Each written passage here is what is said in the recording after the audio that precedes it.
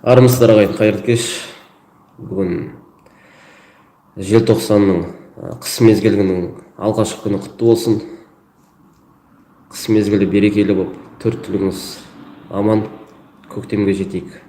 Өзіміздің жаңа жылымызға аман есен, ағайын туыс бүтін болып жетейік. Енді тақырып көріп отырсыздар, 1 желтоқсан Назарбаев президент болған күн, яғни сайланған күн, тағайындалған күн. Енді ол біздің халыққа мереке ме? Халық неге оны мереке демейді деген мәселе ғой жалпы. Неге біз оны қабылдай алмадық? Назарбаев не істеп қойды? Сол бойынша бір еркін тақырыпта әңгімелессек. Жалпы халықтың Назарбаевқа қарсы пікір айтып, ол Назарбаевты жамандау емес, оның барлығы шындық, оның барлығы орынды, дұрыс деп есептеймін мен жалпы. Наразылықтар, оның қателіктер өте көп адам ғой жалпы. Әуе баста ол 92 жылы біздің саяси бағдарымыз айқындалып бекітілетін уақытта оның айтқан сөзі бар еді. Бізге әуелі саясат емес, экономика керек деген болатындығын. Осы ең үлкен қателік болды жалпы. Ол бір ғана Назарбаевтың ақымақтығы емес, тұтас сол ақымақтығының кесірінен халық міне әлеуметтік жағдайы нашарлап, тіл мәселесі болсын, жер мәселесі болсын, экономика болсын, барлығы соның зардабын көріп отыр қазір. Өйткені әуелі саясат реттелу керек, саясат жүру керек. Сол кезде ғана саясаттың, дұрыс жасалған саясаттың негізінде құйылған ақша, экономикаға болсын, жасалған реформа болсын, барлығы жеңісін беретін болатын еді. Бірақ олай болмады. Саясат жоқ, тек экономика деген қаржы, ақша ғой. Соны алдыға тартып, шет елдерден түрлі инвестициялар алып келді елге. Жаңағыдай саясаты реттелмеген елде әмбе жаңағы 70 жыл құдайсыз алсам, жесем, барлығын молшылыққа кенелсем деп жүрген бір аш адамдар билікке келді ғой сол уақытта. Солардың қолына тиген ақша жымқырылды, желінді, жеке бас мүдделеріне пайдаланды. Сөйтіп мемлекет сол бастан, осы Назарбаевтың алғашқы күннен бастап талан-таражға салынды. Жаңа осы міне өзінің ұрлықтарына, өзінің жемқорлығына бөгет болады деген адамдар, яғни Назарбаевтың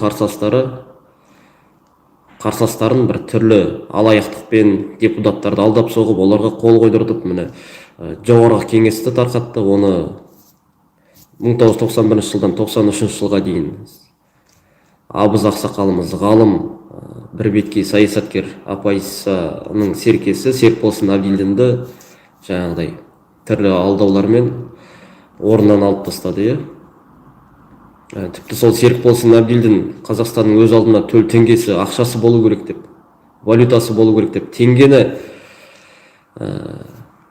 тапсырма беріп, теңгені айналымға шығару керек деген кезде Назарбаевтың айтқан сөзі: ойбай, бұны елсін естіп қойса, біз не істейміз деп. Яғни ол Компартияның жоғарғы кеңесі ғой. Сол уақытта ол Кремльге жалтақтап тұрған түгін елсін естіп қойып, сықыртап ұрсады деген сияқты қорқынышы бар. Әлі күнге дейін бар, ол өзімен бірге көрге кетеді деп ойлаймын мен оны. Еркін ойлы адам болған жоқ, болмайды да. Тым кеш. Енді артынша міне саясат дұрыс болмағандықтан елдегі міне бізде бір үйдің ішінен екі үй тіктіртіп, ассамблеяны құрдыртып алды. Яғни тіл мәселесі болсын, тәлім тәрбие, мораль барлығы керек етті ғой, көріп отырмыз. Соған енді өзі мойындаса керек. Осы 2 жыл бұрын ба рухани жаңғыру деген бағдарламаны алдыға тартып еді. Бірақ рухани қаңғыған адамдар ол ақшаны да жымқырып, ол бағдарламаны жүзеге асыруына да кедергі болған өзінің саяси өнімдері болып шыға келді.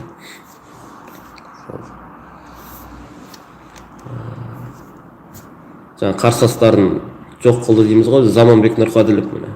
Ол да әу бастасы Назарбаевтың жүйесін, іргетасын қалаушы адамдардың бірі болды. Оны да айтуымыз керек. Назарбаевтың ол бастапқыда жақтасы болды. Бірақ артынша түсінді Назарбаев ол теріс әрекеттер жасап жүргенін, ұлт мүддесіне қайшы әрекеттері бар екенін аңғарды. Кейін оппозицияға өтті және өзінің билікте болып көзі соқыр болып қалған және сол семіздік ол қойға ғана жарасады. Мен қалай оппозицияға өттім, көзім шайдай ашылды деген Заманбек Нұрқаділовтың сөзі бар. Ол мойындай білді. Кейіннен компроматтарды әзірлеп, дайындап, өзінің жақтастарын жанына топтастырып, Назарбаевқа енді міне қарсы болатын күшке айналып жатқан кезде білеміз, сайлауға бір ай уақыт қалған кезде осы қараша айында өзінің тұрып жатқан жергілікті үйінде атып кеткен болатын. Енді артынша Алтынбек Сәрсенбайұлы, ол кісі де тәуелсіздіктің алғашқы жылдарынан бастап ол еліміздің іргетасын қалаймын, біздің Қазақстанның бағыт бағдары демократиялық мемлекет болады деп, өзімнің үлесімді қосам деп қатарда болған шенеулік ақпарат саласын басқарды. Ресей елінде елші болды, елшілік қызмет атқарды. Артынша жаңағы осы өзінің қағидасы болды ғой, мақсаты Қазақстанда демократиялық зайырлы дамыған озық елдердің қатарына қосу және сол бағытта өзінің партия құруға кірісті. Ақжол, артынша арандатушылықтар болды. Нағыз Ақжолдың басында болды. Күш алып, халықтың қолдауына ие болып келе жатқан тұсында тағы да саяси қастандық Алтынбек Сәрсенбайұлының өзін, орынбасарын және оққағарымен қоса қала сыртында атыс болып, сол атыста үшеуі де қаза болып, мәйітін жолдың шетіне тастап кеткен болатын жауыздар. Енді жалпы Назарбаев тәуелсіздіктің алғашқы тұстарында ол репрессия, залымдықпен қарсыластарын жойып отырса, қазір міне көріп отырмыз, түрлі алаяқтық, саяси жәлептер дейді ғой, енді ол сөз ұяты жоқ шығар. Сондай адамдарды алдыға шығарды. Арандатушылықтар өзінің бөліп алда билей бер саясатын кейбір адамдарға белсендінің бет пердесін кидіріп қойып, батыр қылып көрсетіп қойып, солардың қолымен оңды солды арандатып, жамандатқызып, бөліп жарып отыр. Енді осылай жалғасып келе жатыр, өкінішке қарай. Ғұмыры ұзарып келе жатыр жүйенің. Бірақ көп асқанға бір тосқан ғой. Қазір міне мен қуанам, елде митингтер болып жатыр. Ол қуанатын жағдай, қуанатын нәрсе. Митинг ол кездесу, ол халықтың билікпен сөйлесуі, әңгімелесуі, кездесудегі диалогы жалпы. Ал егер біздің елде барлығы жақсы болса, Қазақстанда халықтың әлеуметтік жағдайы жоғарғы, барлық мәселе шешілген болатын болса, біздің елімізге анау Соростан болсын, 100 Сорос болсын, қаржыландыратын болса, елімізде 1000 оппозиция болса да, ол егер барлық жақсы болып тұрса, ешқандай қарсы топ болмайтыны анық. Елімізге өкінішке орай олай болмай тұр, саясат солай болғандықтан медицина саласын болсын, білім саласын болсын, кез келген нарық, экономика барлығында шикілік жетіп артылады. Одан кейін Назарбаев десек, Нұр Отан еске түседі, Нұр Отан десек, Назарбаев еске түседі. Нұр Отан ол өзінің құрған партиясы қазір 22 жыл болды. Мен үшін Нұр Отан ол ұры-қары жемқорлардың партиясы. Өйткені барлығымыз білеміз, біздің елде кез келген әкім болсын, шенеулік болсын, Нұр Отан партиясының мүшесі болып табылады. Ал жемқорлықпен ұсталып жатқан адамдардың барлығы 100%-ға болмаса да 99% ол Нұр Отандық шенеуліктер. Ал егер ұсталмай жүрген жемқор шенеуліктер болса, олар да Нұр Отандыққа. Жалпы ұры-қарыларды өңдеп шығаратын бір саяси бір өндіріс ол Назарбаевтың қалыптастырған. Жалпы Назарбаев әлемде аналогы жоқ жемқорлықты қалыптастырды деп ойлаймын өз басым. Назарбаевты қазір тіпті Францияның жоғарғы мінберінде оның тиран, диктатор екенін айтып жатады. Мен оған 100% келісемін. Мен өмір сүріп жатқан мемлекетімнің басшысы, бірақ ол басшысы халықпен санаспай халықтың несібесін жеп отырған соң, мен оның диктатор, тиран екеніне мен 100%-ға келісемін. Жалпы диктатор деген бір адамның шексіз былай зұлымдықпен нұсқап билік етуі, ол диктатор дейміз. Назарбаев дәп солай жасап отыр ғой. Тіпті өзінің шенеуніктерін жиып алып, менің артымнан ұстаңдар, маған ілесіңдер, менен басқа сендерде ешкім жоқ, менен кейінгі басшыларың ол менен де әрі өткен болады дейді. Яғни менен де залым болады дегісі келген шығар. Сөйтіп ол тырп етпей бүкіл шенеунікті тек кнопканы басып отыратын адам қылып қалыптастырды шенеуніктерді.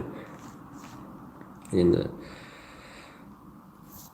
осы уақытта міне жаңа айтқан митингтердің болып жатқаны өте орынды. Ол алаңға 100 мыңдап шығайық. Мен сол 100 мың адамның біреуі болам, қалған 99.999 ол сіздер болыңыздар. Митинг ол қорқатын нәрсе емес, ол бүлік емес, ол кездесу. Митинг деген ағылшын сөзі, оны тікелей аударатын болсақ, кездесу деген мағынаны білдіреді. Яғни кездесулер көп болсын. Алаңдарда кездесе берейік.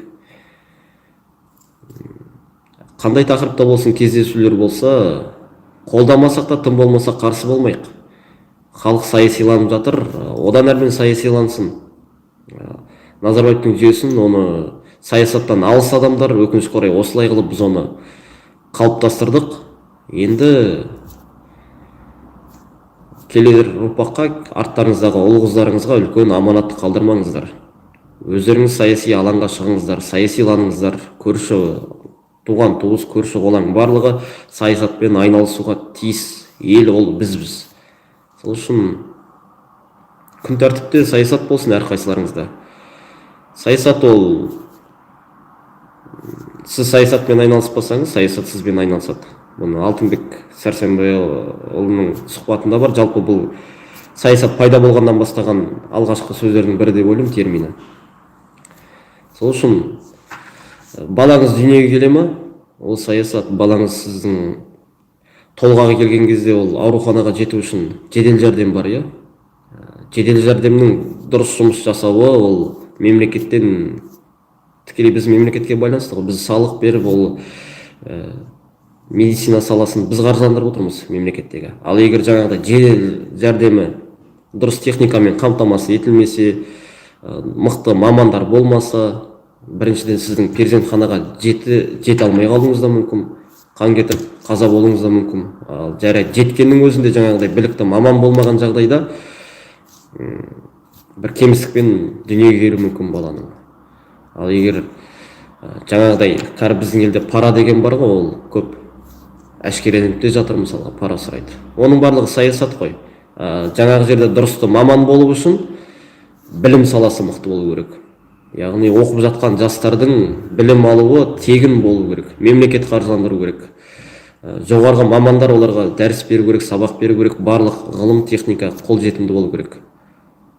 Ешқандай тұрмыстан шектеу көрмей өскен, оқып өскен жастар ол мықты маман болып шығатыны анық. Олардың жалақысы жоғары болу керек. Зейнетақыға ерте шығу керек. Ол еш нәрсеге алаңдамау керек. Баспанамен қамтамасыз етілу керек. Бұның барлығы саясат. Міне осының барлығын біздің жалпы өмірімізді, саясат дегеніміз ол біздердің міне бірлесіп өзіміздің өмір сүруіміздің формуласын тапсырамыз белгілі адамдарға. Ол осы депутат, шенеуніктер. Біз оларға тапсырып қойдық. Біз оларды тапсырғандықтан біз оларға салық төлеп оларды асырап отырмыз. Дүкеннен нан алсақ та оның белгілі бір пайызы, тиыны ол жаңағыдай мемлекеттік қорға кетеді. Біз оларды асыраушылармыз. Біздің толық құқығымыз бар. Талап етуге, жақсы өмір сүруді талап етуге, балаларымыз тегін білім алуды, жалпы баспаналы болуды. Алтынбек Сәрсенбай ол айтады ғой, жалпы баспана мәселесі ол адамның өмір сүру кілті жалпы. Сен өмір сүресің ба, сенің баспанаң болу керек деген мағынада айтып отыр. Сол үшін бұл мәселелердің ешқайсысын бұл жүйе шешпеген. Қазір өзі бір Тоқаевтан кейін белгілі бір адамды тағайындаса, одан бір жақсылық күтудің қажеттілігі жоқ. Қоғамға байланысты. Түптеп келген кезде Назарбаев мысалға бір жол шетінде тұрған ГАИ қызметкеріне сен пара ал деп айтпайды. Оны да өзімізді де сынай білейік. Назарбаев мектептің директоріне сен жұмысқа бір жас маманды алар кезде сен одан 200 мың пара ал деп айтпайды. Яғни енді логикаға салсақ, түсінсек те сол ГАИ болсын, тағы да басқа мамандарды болсын, халық біз шығарып отырмыз ғой. Біреуміздің ағамыз, біреуміздің әпкеміз, біреуміздің қарындасымыз, тіпті ата-анамыз да. Өзгеріс өзімізден басталсын. Барлығымыз шындықты жақтап тұрайық, әділдікті талап етіп тұрайық. Егер өздеріңіздің жұмыс істеп жүрген жерлеріңізде жаңағыдай заңсыздықтар болса, оны бірінші ертең өздеріңізге заңда материал болатындай оны видео фиксация солай әшкерелеңіздер. Басшыларыңыз жұмысқа пара алып адам кіргізіп жатса, ондай адамның ғұмырын ұзартудың қажеті жоқ. Қазақ айтады ғой, жамандықты жеңгізбе. Бір адам жамандық жасап, сен оған көз жұмып, оған немқұрайлы қарайтын болсаң, ол соған үйреніп алады. Әрі қарай оның ол өмірлік бір әдепкі нәрсеге айналып қалады. Оған жол бермейік. Айыппұл алып қалса да, сотталып кетсе де, біз осылай әділетсіздікті осылай ғана тоқтатамыз. Өзімізден бастайық, маңайымыздан бастайық. Өзіміздің құқығымызды білейік. Өзіміз тұлға болып қалыптасайық. Сол ағайын. Аман сау болыңыздар, бар болыңыздар. Бұдан әрі қарай біздің елде де ескерткіш қиратылып, жартылай жерге кіріп, үстінен бетон құйылып, енді ешқашан деген жазу біздің елде де болсын. Біздің елдегі осындай шексіз билікті алып, отбасымен дара байып баратқан әулеттің адамдарына сондай ескерткіш қойылсын. Мен оған тілекшімін, ғұмырым жетіп жатса үлесім де болады оған. Аман болыңыздар, сау болыңыздар.